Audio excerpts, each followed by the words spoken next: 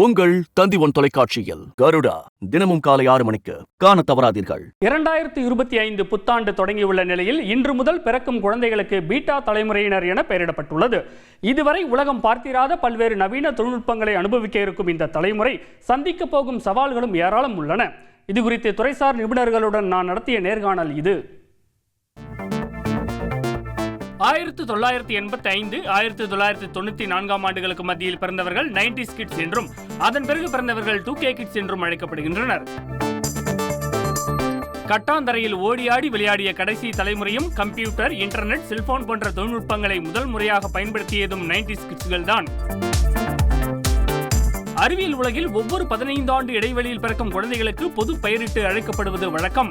1981 முதல் 1996 வரையிலான தலைமுறையை மில்லினியல் என்றும், 1996 முதல் 2010 வரையிலானவர்களை ஜென் இசட் என்றும், 2010 முதல் 2024 ஆண்டுக்குள் பிறந்தவர்கள் ஜெனரேஷன் ஆல்பா என்றும் அழைக்கப்படுகின்றனர். இந்த வகையில் 2025 ஆண்டின் புத்தாண்டு பிறந்த முதல் நாளான இன்று முதல் 2039 ஆண்டு நள்ளிரவு 12 மணி வரை பிறக்கும் குழந்தைகள் பீட்டா தலைமுறையினர் என பெயரிடப்பட்டுள்ளது. அபரிமிதமான AI வளர்ச்சி காரணமாக இந்த பீட்டா தலைமுறை குழந்தைகள் தங்களின் அன்றாட வாழ்வில் இதுவரை இல்லாத அளவுக்கு தொழில்நுட்ப வசதிகளுடனேயே வளர்வார்கள் என கணிக்கப்பட்டுள்ளது. சென்னையைச் சேர்ந்த கல்வி உளவியலாளர் டாக்டர் சரண்யா ஜெயக்குமாரிடம் பேசினோம். மிக அதிகமான டெக்னாலஜி எக்ஸ்போஷர் கிடைக்கும் அப்படிங்கறதுனால இது என்ன மாதிரியான தாக்கத்தை ஏற்படுத்தும்? குழந்தைகளோட ஆன்லைன் என்டர்டெயின்மெண்ட் பாத்தீங்கன்னா ரொம்ப கலர்ஃபுல், ரொம்ப ஃபிளாஷி, ரொம்ப நாய்ஸி, எல்லாத்தையும் விட ரொம்ப ஃபாஸ்ட்.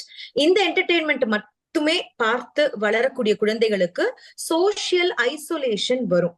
அதாவது மத்தவங்களோட நார்மலா பேசி பழகக்கூடிய தன்மை இல்லாமல் போகும். தனிமையை விரும்புவாங்க.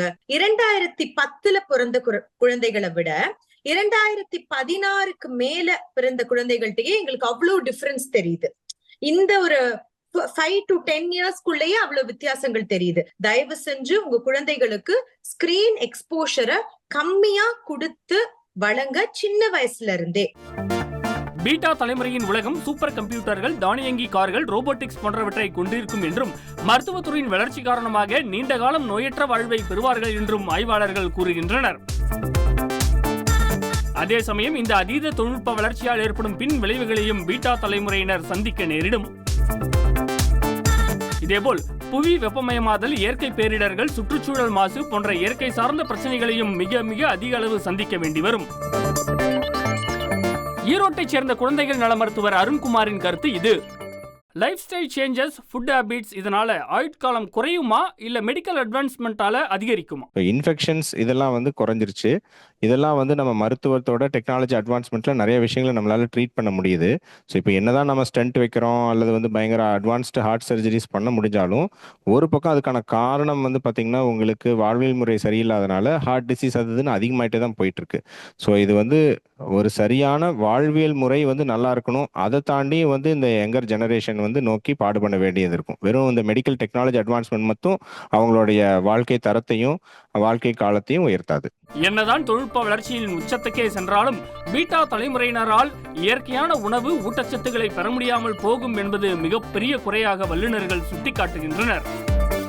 டெக்னாலஜி ரொம்பவே முன்னேறி இருக்கக்கூடிய ஜப்பான்லையும் கொரியாலையும் திருமணம் செய்து கொள்ளக்கூடிய ஆர்வமும் குழந்தை பெற்றுக் கொள்ளக்கூடிய ஆர்வமும் குறைஞ்சிருச்சு.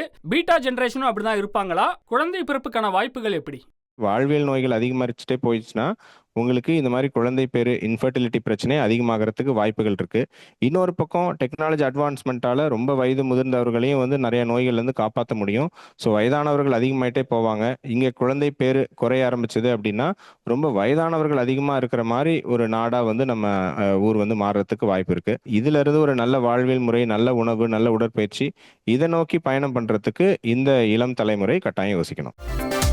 2035 ஆண்டு உலக மக்கள் தொகையில் 16% பேர் ஜென் பீட்டா தலைமுறையாக இருக்க வாய்ப்பு இருப்பதாகவும், இவர்கள் 22ஆம் நூற்றாண்டின் தொடக்கம் வரை உயிர் வாழும் வாய்ப்பும் உள்ளது என ஆராய்ச்சியாளர்கள் சுட்டிக்காட்டுகின்றனர்.